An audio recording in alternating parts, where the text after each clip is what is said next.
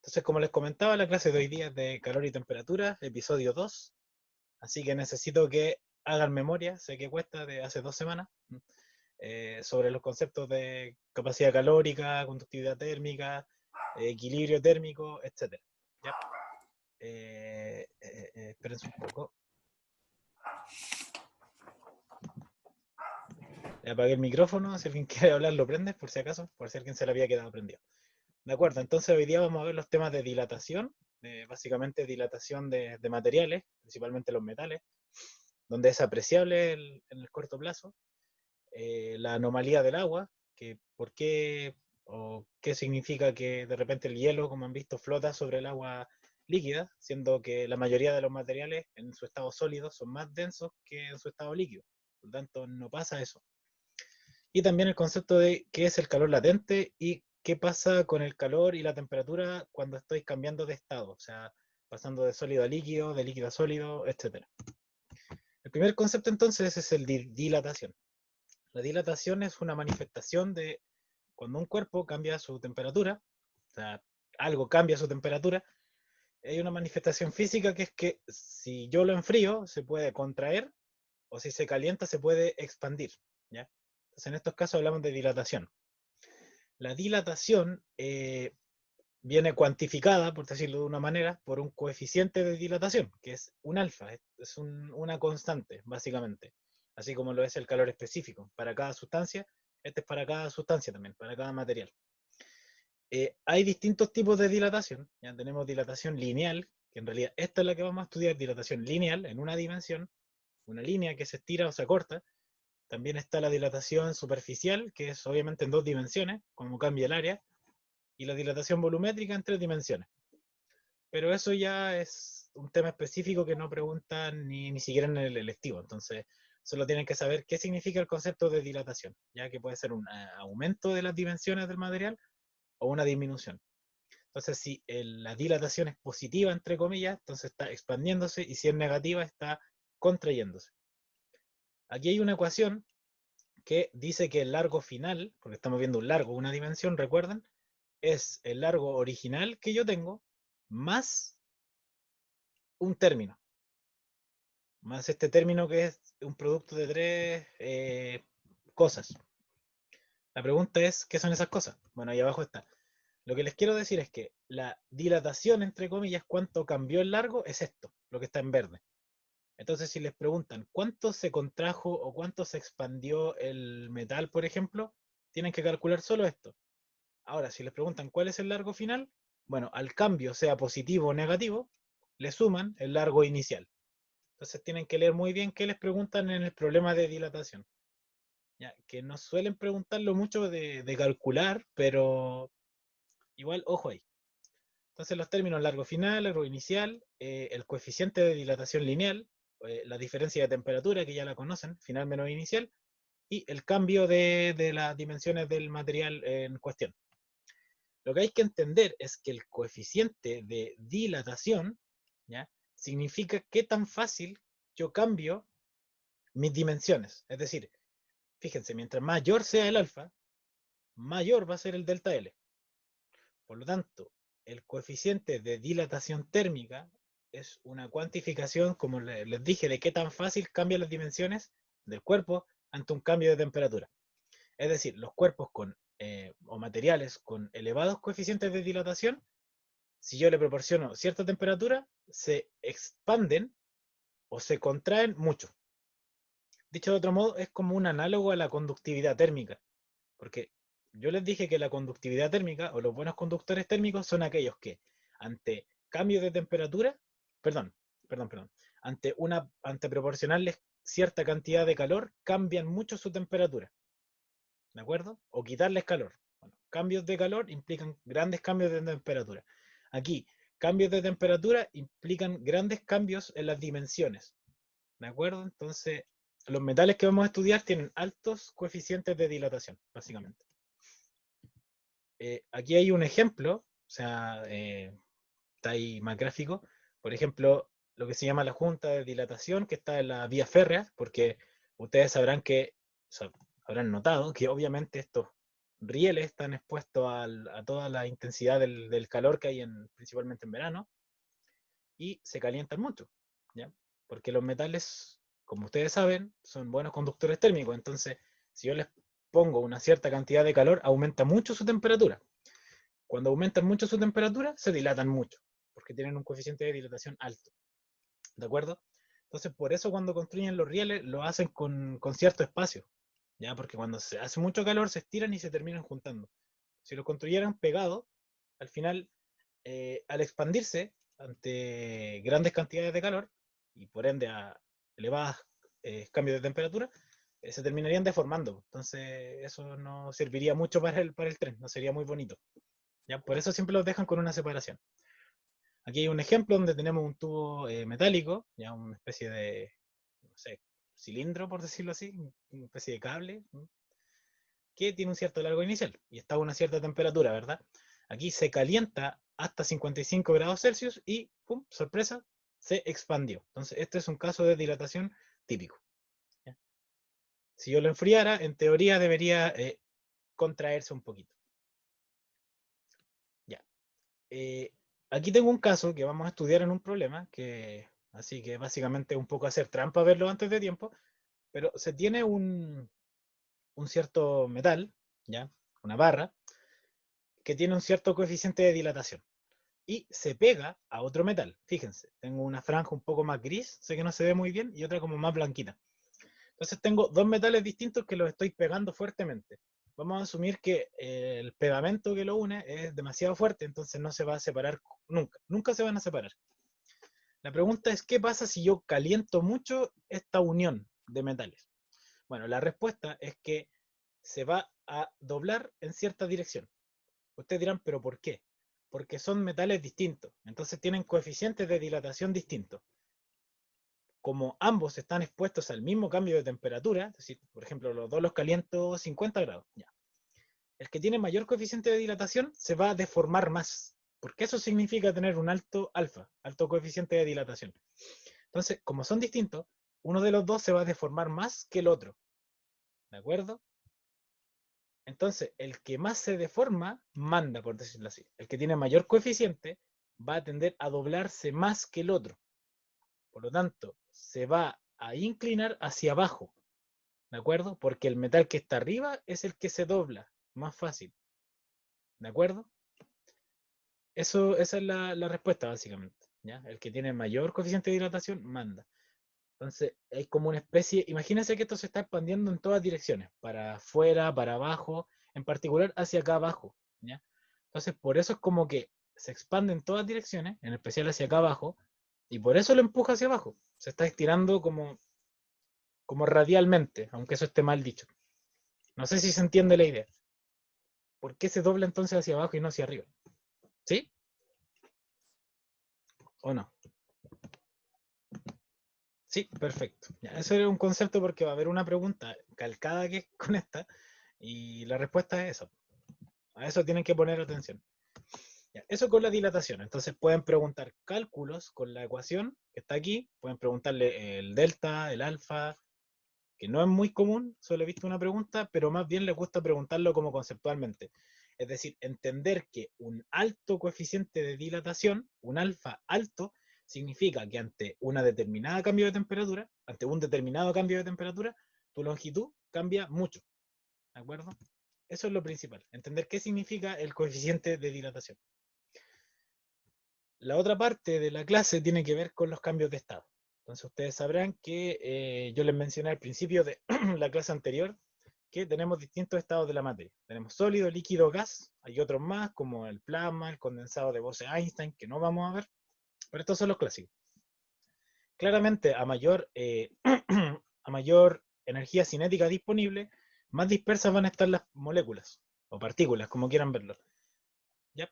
Entonces, de izquierda a derecha, en el sentido de las flechas rojas, estoy aumentando la temperatura y por lo tanto la energía que les estoy entregando.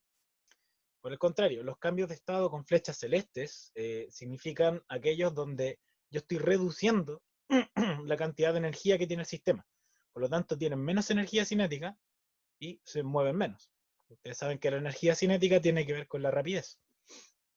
un medio masa velocidad cuadrada, rapidez cuadrada en realidad. Entonces, es importante que se sepan estos cambios. Es decir, de sólido a líquido se llama fusión. Y el inverso se llama solidificación. Los que están con rojo consumen energía. Necesito yo dar energía para pasar de aquí a acá.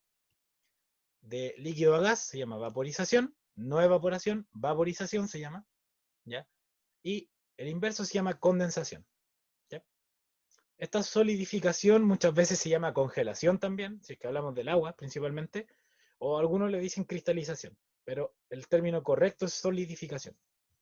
Y la menos conocida es el paso de sólido a gas, así instantáneamente, que se llama la sublimación. Y de gas a sólido, sí, sublimación inversa se llama. Ya esto de condensación a sólido no me gusta mucho. Los que están en celeste no consumen energía, no consumen, liberan, ¿ya? Entonces, dicho de otra forma, los rojos son procesos endotérmicos. Necesitan energía en forma de calor. Y los azules liberan energía en forma de calor. Por lo tanto, los azules son procesos exotérmicos. Esto lo pueden relacionar con química de tercero medio, si estudiaran esa materia. O sea, eso ya es de química electiva. ¿De acuerdo? Ya. Ahora vamos a hablar de la anomalía del agua. Ya, a ver. Lo que suele pasar, como ya les comentaba, es que casi todos los materiales, sustancias de la naturaleza, son más densas en estado sólido que en estado líquido. ¿De acuerdo? Por principios muy básicos de mecánica de fluidos, que no tienen por qué saber, pero también se ven en tercero medio y entran en física electiva, los objetos más densos se ponen por debajo de los objetos menos densos. O sea, los objetos menos densos flotan, entre comillas, sobre los más densos, que es lo que les comenté en la convección, ¿cierto? Masa de aire caliente, aumenta el volumen disponible a masa constante, por lo tanto disminuye su densidad y se posa sobre la masa de aire frío. ¿De acuerdo? Eso lo vimos un poco en la clase anterior. Eso pasa, ok, con el aire que es un fluido, perfecto, un gas. Ya. ¿Pasará con los metales? Sí. O sea, si ustedes toman, por ejemplo, el cobre y ponen un cubo de cobre, ¿ya? Sólido, obviamente, eh, y lo meten en un recipiente donde tienen el cobre fundido, es decir, en estado líquido, el cubo de cobre va a caer, ¿ya? Porque va a ser más denso en su estado sólido que en su estado líquido. ¿De acuerdo? Ahora, para el agua eso no pasa. Para el agua eso no ocurre, ¿ya? Tiene cierta tolerancia el tema. Lo que sucede es que el hielo, que viene siendo el H2O, el agua sólida, es menos denso que el agua como tal, que el agua líquida. Ustedes habrán notado claramente que cuando se sirve en un vaso de agua, ¿ya? Y le ponen hielo, el hielo no va hasta el fondo, se queda flotando. Por lo tanto, el hielo, ahí concluyen que es menos denso que el agua como tal, el agua líquida. ¿De acuerdo? Según tengo yo entendido, al decir agua, asumo que es líquido, ¿ya? Pero igual lo remarco. El hielo es agua sólida, entre comillas, el líquido es agua y gas es vapor de agua. ¿Ya? Pero igual digámosle aguas líquidas, para no confundirnos. La pregunta es, ¿por qué pasa esto? Bueno, ya se lo explico, no es tan simple en realidad, me la voy a sacar un poco, pero esto se llama anomalía del agua, ¿ya? Porque es anómalo, es algo que no ocurre con, yo diría, ninguna otra sustancia. Quizá hay alguna otra excepción, pero no me acuerdo en este momento, diría que solo con el agua. Estos gráficos de acá ilustran lo que sucede, ¿ya? Y se lo explico a continuación. Bueno, esto es lo que ya les expliqué, el agua sólida, que vendría siendo el hielo, es menos densa que el agua líquida, ¿ya? En un cierto rango de temperatura, y esto es la anomalía del agua. La pregunta es ¿por qué sucede? Ya.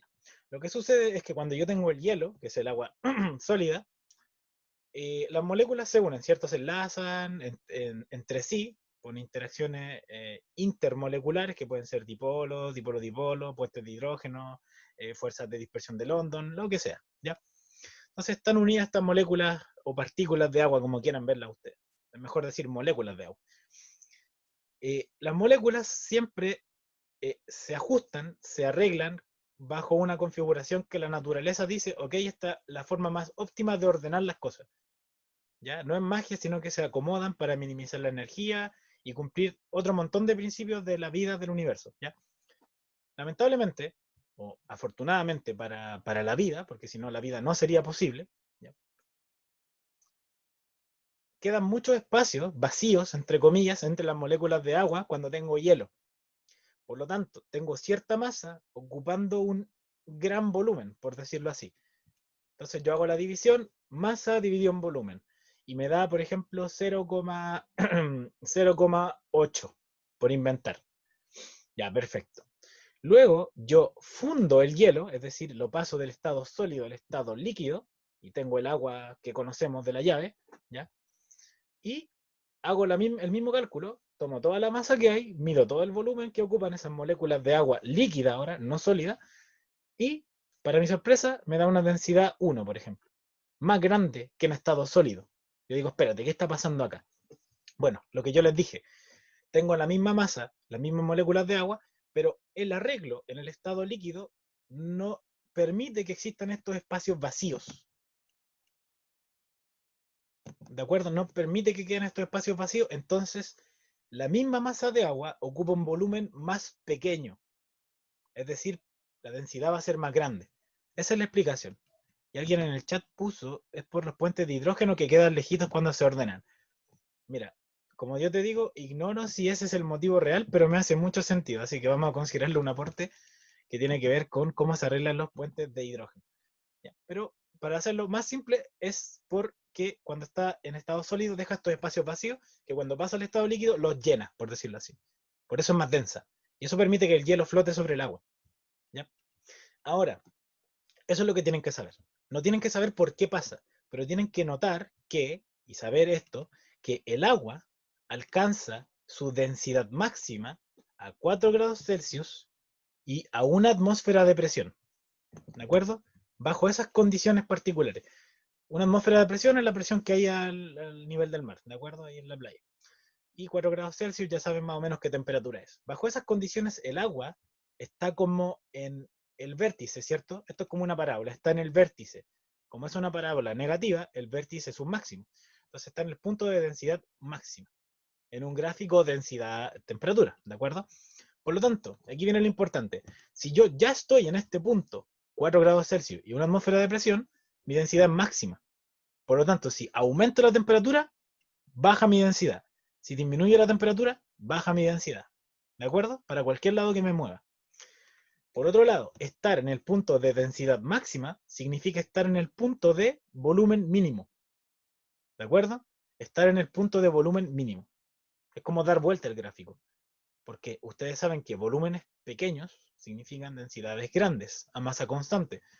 Entonces, estoy en el volumen mínimo, si aumento mi temperatura, aumenta el volumen. Si disminuyo mi temperatura, aumenta el volumen también. ¿De acuerdo? Eso tienen que tener presente. 4 grados Celsius, una atmósfera de presión, densidad máxima o volumen mínimo. Si me muevo para cualquier lado, es decir, aumento o disminuyo la temperatura, cambia. Aumenta mi volumen o disminuye mi densidad. Eso es la anomalía del agua. ¿Sí? Y ahora, lo más importante de la clase, y con esto ya termina para hacer un par de preguntas y ver si lo entendieron bien, es el tema del calor latente. A ver, hay dos tipos de calor, lo vamos a ver en la otra diapo. Calor sensible, que es el calor con el cual yo pongo o quito calor a un cuerpo, entre comillas, o sea, la energía sale de él o la incorpora, y eso permite que cambie su temperatura. Eso se llama calor sensible, que es lo que vimos en la clase pasada, el Q clásico.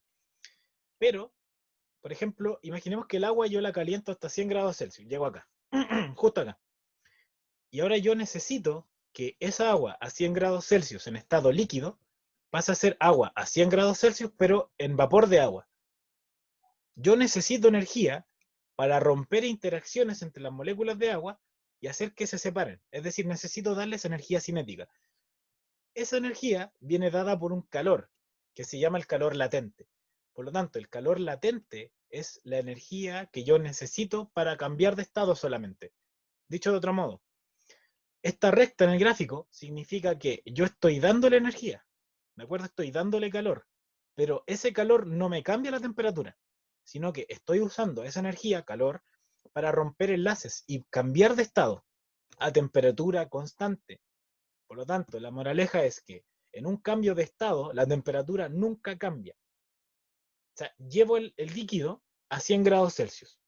Luego necesito cierta cantidad de energía para, ok, todo el líquido a 100 grados lo convierto a vapor a 100 grados, gas a 100 grados. Y yo ocupé un calor, que se llama calor latente.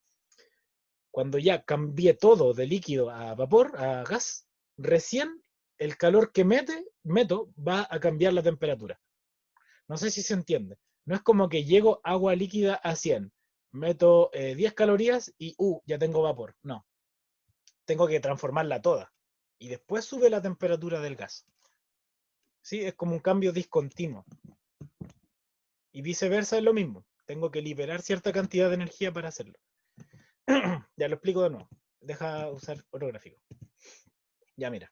Yo tengo líquido y yo tengo que añadir energía para calentarlo. ¿Estamos de acuerdo, no? Si yo meto calor, aumenta la temperatura, ¿no? ¿Sí? Sí. Ya. Imagina que llegas a 100 grados Celsius de temperatura. El eje X es energía o calor y el eje Y es temperatura.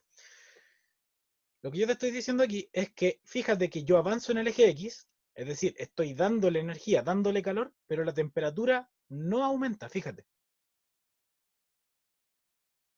Y la pregunta es ¿por qué? Y la explicación que yo te doy es que toda esta energía, es decir, todo esto que avancé en el eje X, fue energía que no me sirvió para cambiar la temperatura. Entonces, ¿en qué se usó esa energía? Sencillo, se usó en romper las interacciones entre las moléculas de agua líquida. Es decir, separarlas un poquito para que cambien estado gaseoso. ¿Cachai o no?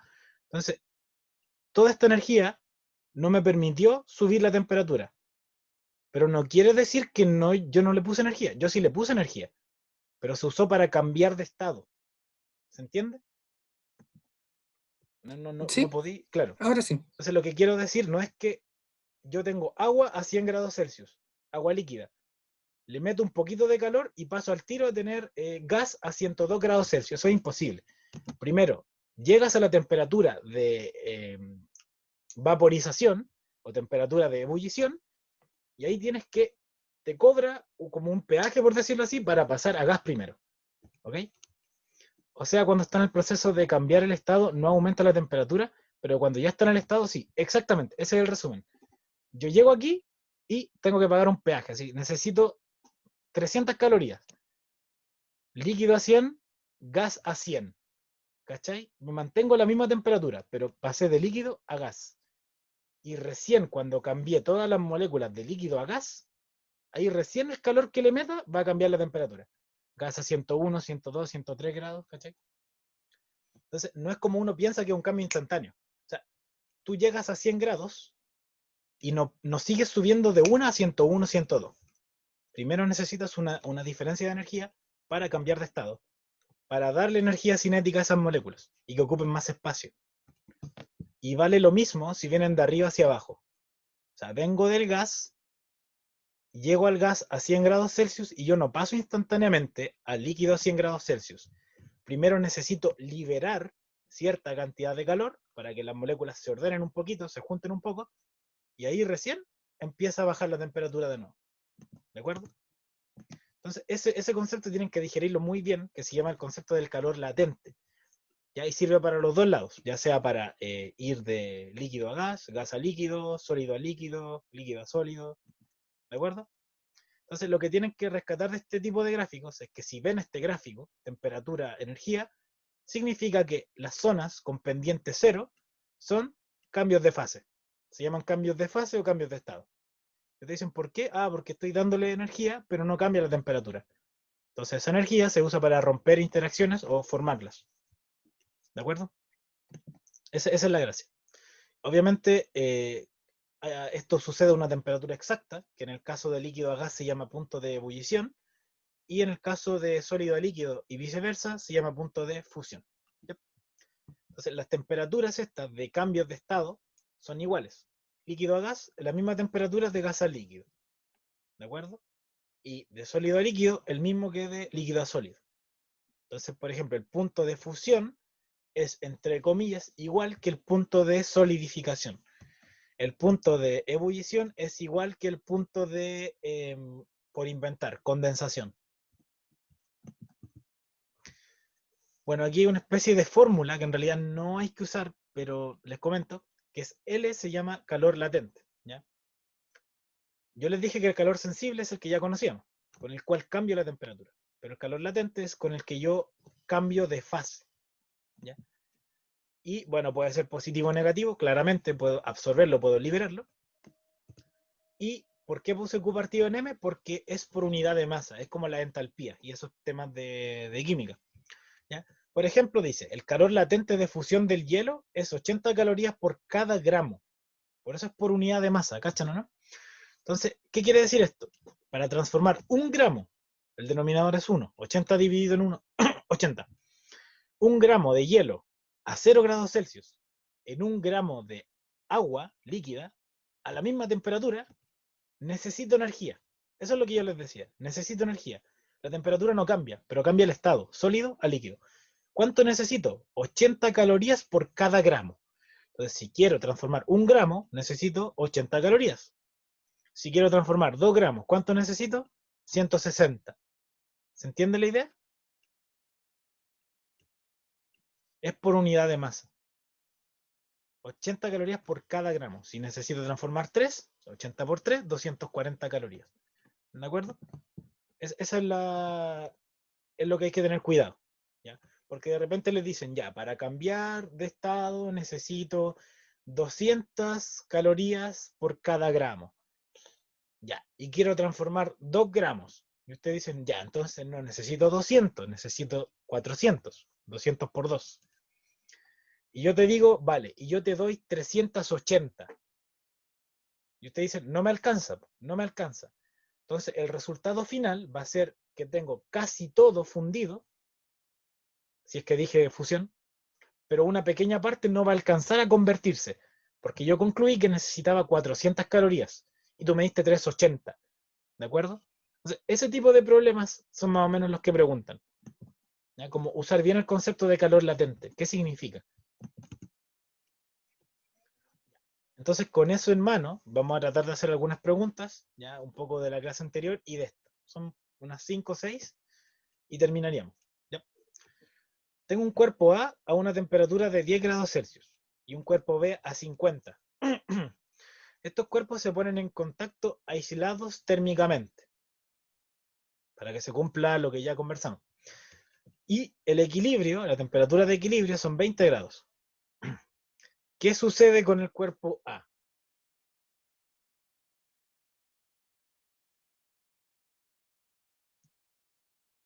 Tiene menor masa que B, absorbe menos calor que lo que midió B, tiene mayor calor específico, mayor capacidad calórica, menor capacidad calórica. A ver, conversémosla entre nosotros primero. Un cuerpo estaba a 10 grados y el otro estaba a 50. Se equilibraron a 20. Ya. Les pregunto yo, el calor, no, primero, ¿quién se dio calor y quién absorbió calor? ¿Quién se dio El y quién... cuerpo A absorbió calor y el B lo cedió. Perfecto, claro, el A absorbió porque pasó de 10 a 20 y el B se dio porque pasó de 50 a 20. Perfecto. Entonces el cuerpo A tuvo un cambio de temperatura de 10 y el cuerpo B tuvo un cambio de temperatura de 30. Por lo tanto, el cuerpo B cambió más fácil su temperatura que el cuerpo A. ¿Estamos de acuerdo, no? El cambio, el delta fue el triple. Cambió 3 veces más su temperatura. Ya, eso me podría decir algo. Segunda pregunta que le hago a usted. El calor que liberó B, o se dio B, ¿cómo es con el calor que absorbió A? ¿Cómo son esa cantidad de calor? Son desiguales, porque Deci el que se dio B es mayor que del que A absorbió. no, pero ¿por qué? O sea, ¿por qué llega a la conclusión de que la cantidad de calor es distinta? Porque A, para llegar a su equilibrio, solamente necesitó absorber 10 grados y B se dio 30. Ya, ese es un error conceptual, poquito, que voy a aprovechar de corregir. Claro, la temperatura, el cambio de temperatura es menor en A que en B, eso estamos de acuerdo. Pero la cantidad de calor es la misma, porque son dos cuerpos en un sistema aislado. Esa condición te permite decir que el calor absorbido más el calor cedido es cero, ¿cachai? Entonces, dicho de otro modo, lo que había que ver era que el calor que cede uno es exactamente igual al calor que absorbe el otro, ¿cachai? Y ahora sí viene lo que dijiste de la temperatura.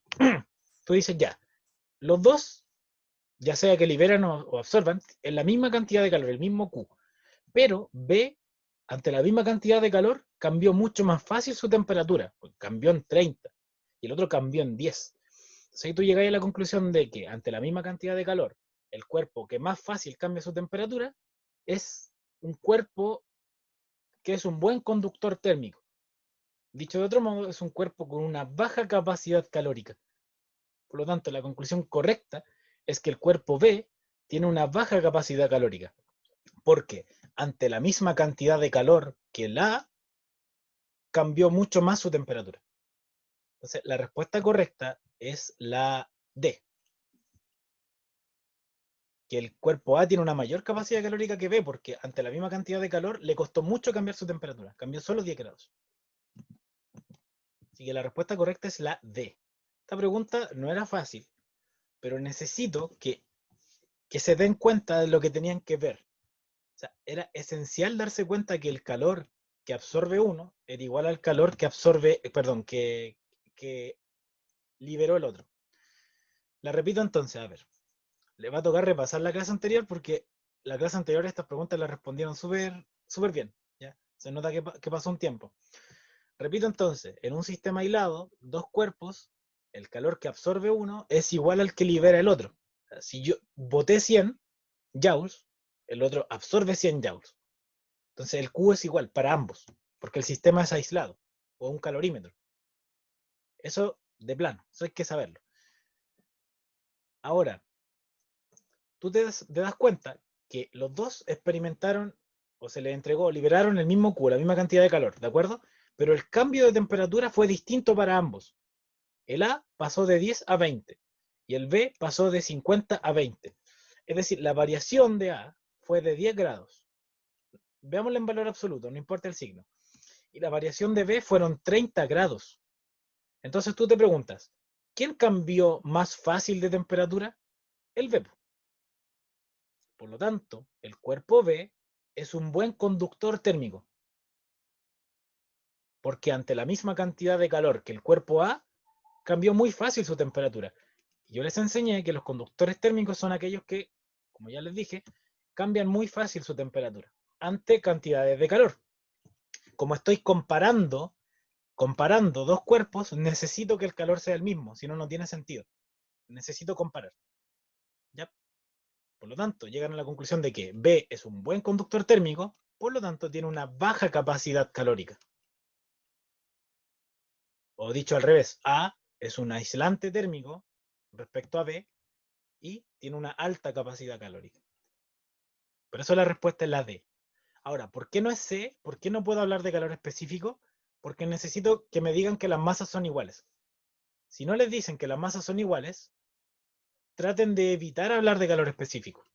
Porque el calor específico es la energía que necesito para cambiar la temperatura de una sustancia bajo una determinada masa de ella. O sea, no es independiente de la masa.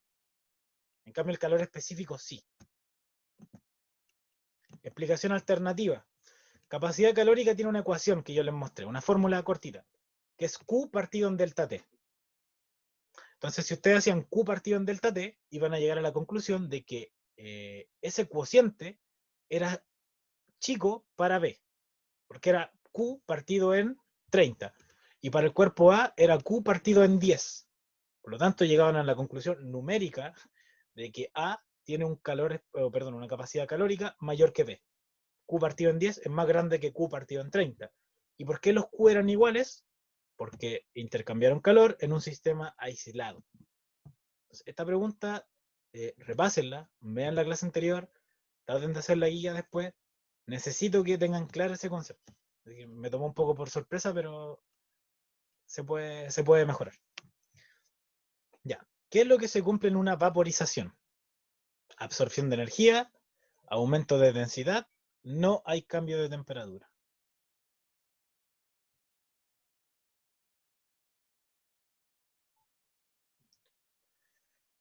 ¿Absorbe energía?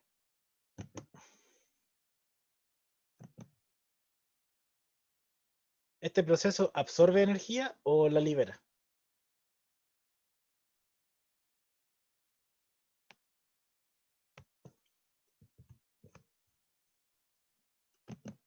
Absorbe. Sí, absorbe energía porque es el paso de líquido a gas y para eso necesito energía cinética porque necesito que las partículas se muevan más rápido, ¿cierto? Ya, entonces la 1 sí es.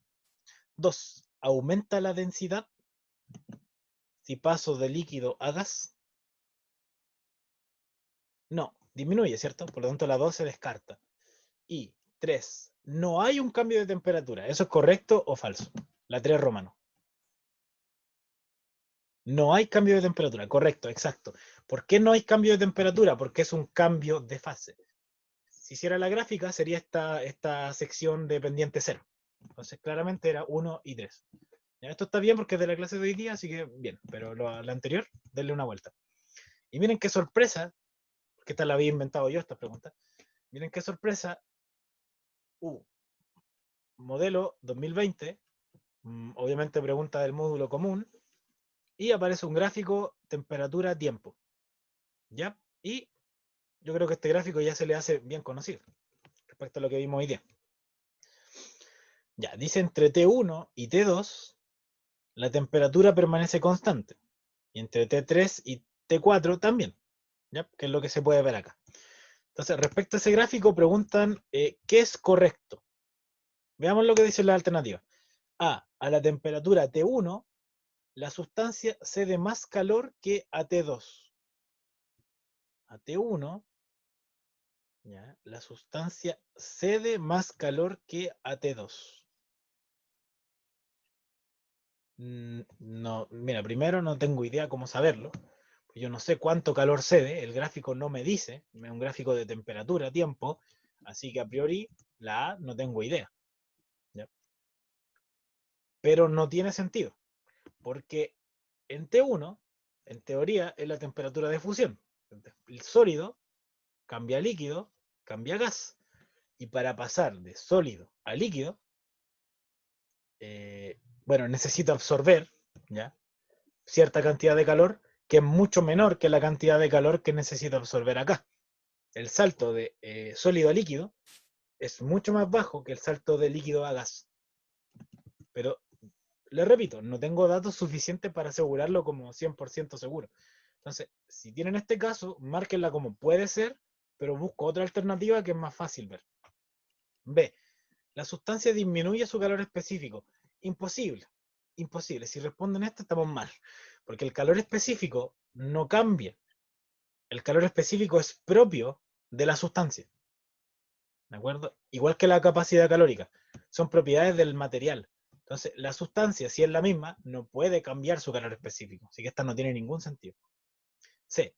T1 es la temperatura de fusión y T2 la de ebullición. Esa es la respuesta, de hecho. O sea, esa es la respuesta correcta. ¿Ya? Porque claramente los cambios de estado van en orden. Es decir, el que necesita más temperatura es el de acá. La temperatura de ebullición siempre va a ser mayor que la temperatura de fusión. Imagínense que el agua está 0 grados, 100 grados. Entonces la respuesta correcta es la C. Veamos por qué no son ni la D ni la E. La energía absorbida entre T1 y T2 es el calor latente de vaporización. Falso, es el calor latente de fusión. Este es el calor latente de vaporización. Toda esta energía que ocupe acá. En T2 toda la sustancia se encuentra en fase gaseosa. Falso. Se encuentra en estado líquido. Sólido, cambio de estado. Líquido, cambio de estado. Gas o vapor. ¿Sí? La C. Ya. Otra más. Para construir cierto tipo de termómetro se usa una tira bimetálica, la que se fabrica pegando dos láminas de metales distintos, de la forma mostrada en la figura. Al aumentar la temperatura de la tira, esta se dobla. La pregunta es, ¿por qué se dobla? Son metales distintos. 1. La diferencia entre los calores específicos de ambos metales, lo que genera que uno de ellos logre una temperatura mayor, expandiéndose más que el otro. Puede ser, puede ser. 2. la diferencia entre los coeficientes de dilatación de ambos metales. Eso me lo explica. Porque eso conlleva que uno se dilate más que el otro. Y 3, el hecho de que ambas láminas están firmemente adheridas, por lo que no pueden separarse. De estas 3 afirmaciones, claramente no son las 3, porque no está la alternativa. ¿Cuáles de esas 2, o cuál, porque puede ser solo una, creen que explica lo que vimos, que fue lo que les mostré al principio de la clase? La 2. Ya, la 2, perfecto, sí, porque cuando hablo de doblar cosas, de estirar, hablo de dilatación. Así que la 2 tiene que ir sí o sí. ¿Ya? La pregunta es, También puede ser. ¿cómo? También puede ser. ¿La 2? ¿La 3? Sí, puede ser también. Es que a eso iba yo. Sí, mira, primero la 2 es la básica, es la primera que tienen que pensar, dilatación, perfecto. Ahora, esto es como una pregunta con enfoque científico, que son como medios difíciles de repente. ¿Ya? Puede que hayan cosas correctas, pero tú tienes que buscar las que te sirven para explicar el fenómeno. ¿De acuerdo? Entonces, no siempre pongan todas las que son correctas, porque te están preguntando, ¿qué lo explica? Entonces, la 1 no me sirve. ¿Por qué no me sirve la 1? Porque me habla del calor específico. Y el calor específico no explica por qué esto se dobla o no. El calor específico lo único que me dice es qué tanto va a cambiar la temperatura del cuerpo. ¿Ya? Y claro, yo estoy de acuerdo con que la afirmación 1 es muy correcta y está bien, pero el término del calor específico no me explica directamente lo que está sucediendo. ¿Ya? Que el cuerpo, que un metal tenga menor calor específico, significa que, claro, ante una cantidad de calor va a cambiar más su temperatura. Y a la larga, ese mayor cambio de temperatura se va a traducir en una mayor expansión. Pero ojo, eso depende del coeficiente de dilatación también. Dicho de otro modo, la 1 y la 2 apuntan al mismo lado. Por lo tanto, si marcan la 2, la 1 como que está de más. ¿Ya? Eso es lo difícil de esta pregunta, por lo menos cuando la hice me costó eso. La 1 puede que esté muy bien, pero la 2 ya me explicó eso. Entonces, es la 2 y también la 3, porque si las láminas no estuviesen pegadas, claro, cada una se separaría, una se doblaría y la otra se mantendría derecha. Pero como están pegadas, las dos juntas se van a doblar. Y claramente dice que la tira, es decir, las dos láminas pegadas se doblan, como el dibujo que le mostré yo. Perdón, la figura. Entonces, por eso es 2 y 3. Entonces, esta pregunta tampoco era fácil. ¿Ya? Por eso, tienen que ir pensando, tienen que ir cachando qué es lo que tienen que tomar como que justifica lo que están viendo. Entonces, no bastaba con saber, bastaba con elegir bien. ¿Ya? Entonces, yo digo que era una pregunta difícil y por eso la puse. Aquí está la explicación que da el DEMRE, si alguien la quiere leer después.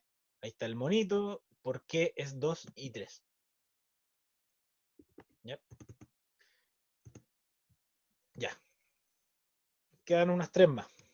Un recipiente no rígido y sellado, que está lleno de agua, está posado en el fondo de un lago. La densidad y el comportamiento del recipiente son iguales a la del agua. ¿Por qué nos dicen eso? Para que no las pesquemos. O sea, no piensen en que el recipiente, no piensen en eso. ¿ya? Por medio de cierto proceso, el agua, o sea, es un recipiente con agua dentro del agua. ¿Ya? O sea, agua líquida dentro del tarro y fuera del tarro. Está al fondo. De repente, el agua del recipiente se congela, solo la del recipiente. ¿Ya? ¿Qué va a pasar con él? O sea, básicamente, en el recipiente tenía agua líquida y ahora tengo hielo, que estaba al fondo de un lago. ¿Qué va a pasar con ese recipiente que ahora tiene hielo?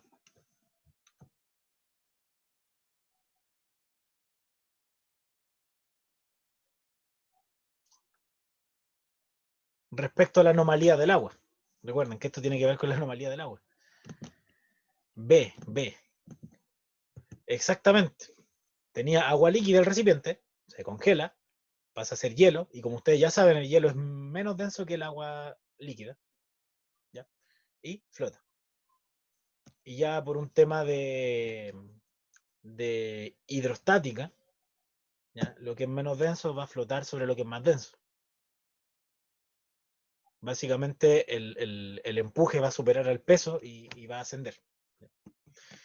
Pero eso ya es materia de fluidos, entonces no me quiero meter mucho ahí. Ya. Otra referente al mismo tema. No había muchas de estas preguntas. Para 1 gramo de agua que se encuentra en un recipiente cerrado, a una atmósfera de presión y a una temperatura de 4 grados Celsius, ¿qué es correcto? Si la temperatura aumenta en 1 grado, aumenta su volumen. Si la temperatura aumenta, disminuye. Entonces es un juego de alternativas. Entonces recuerden, estoy a 4 grados Celsius y una atmósfera de presión. Agua obviamente líquida. Les pregunto a ustedes, antes de que me respondan la alternativa que creen correcta, en este punto, en estas condiciones que me dieron, ¿cómo es la densidad y el volumen del agua? Respóndanme La densidad es el máximo y el volumen es el mínimo. eso mismo, o sea, eso, que me respondieran con máxima y mínimo. Exactamente. Densidad del agua es máxima o equivalentemente el volumen es mínimo. ¿Ya? Piensen esto como parábola. Entonces, si me muevo para adelante, es decir, aumento la temperatura, o para atrás la disminuyo, va a pasar lo mismo. Por lo tanto, ¿cuál es la respuesta correcta? La A. Si la temperatura aumenta, entonces aumenta su volumen. Correcto. Correcto, porque es una parábola. Entonces, el volumen está en el mínimo. Entonces, sea que disminuyes o sea que aumentes la temperatura, vaya a estar subiendo por la parábola, es decir, aumentando el volumen. Entonces, traten de tatuarse un poquito el gráfico. Como que eso ayuda a caleta. Ya. Y la penúltima, ¿en cuál de los siguientes casos el calor se transfiere desde el cuerpo S al cuerpo P exclusivamente por radiación? Un poquito repaso de 2 semanas atrás.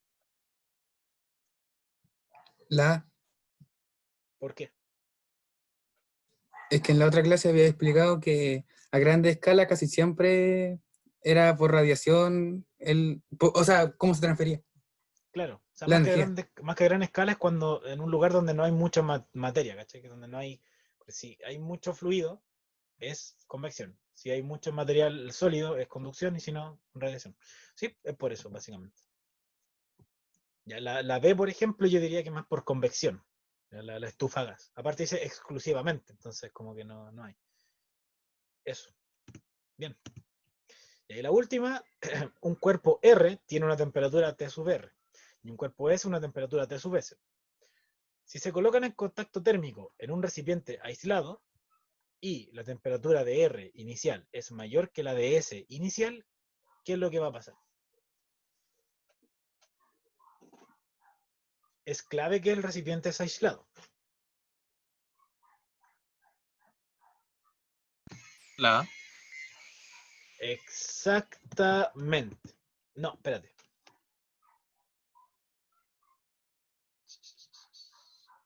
Exactamente y no exactamente, ya. Es la D, pero yo cuando la hice también me equivoqué, así que por eso me confié.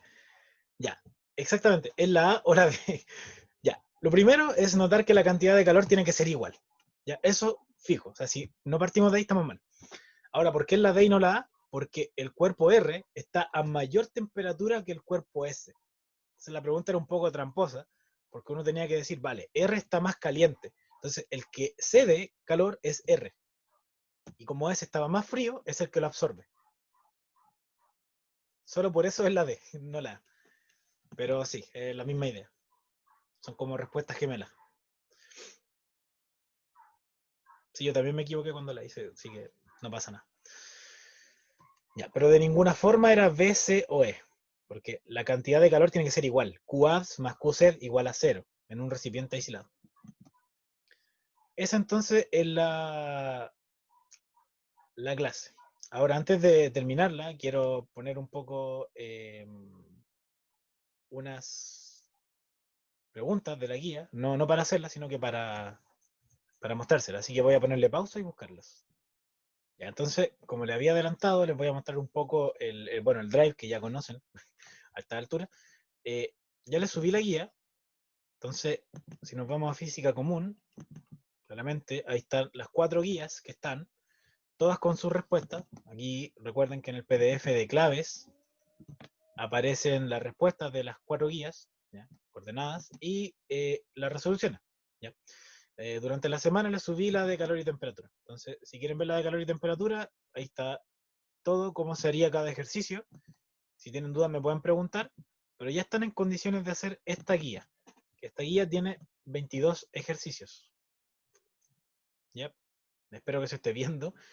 Y hay algunos más difíciles que otros, así que les encargo que traten de hacer por lo menos, no sé, la mitad de la guía o cuando quieran estudiar, pero esta guía tienen que hacerla si quieren quedar bien capacitados en el tema. Hay algunas preguntas que se repiten, pero son las menos respecto a las que hicimos en clase, son como 2 o 3 nomás. El resto son todas nuevas. Así que tienen 22 preguntas para que las puedan ir haciendo. Aprovecho que estoy grabando esta parte para mostrarles que la siguiente clase es de Tierra y Universo, donde voy a hacer otra guía, una guía 5, pero por mientras les dejé una guía 4, ya que tiene como lo principal, 20 preguntas, y también tiene las claves subidas. Y respecto al programa, ya nos queda prácticamente nada.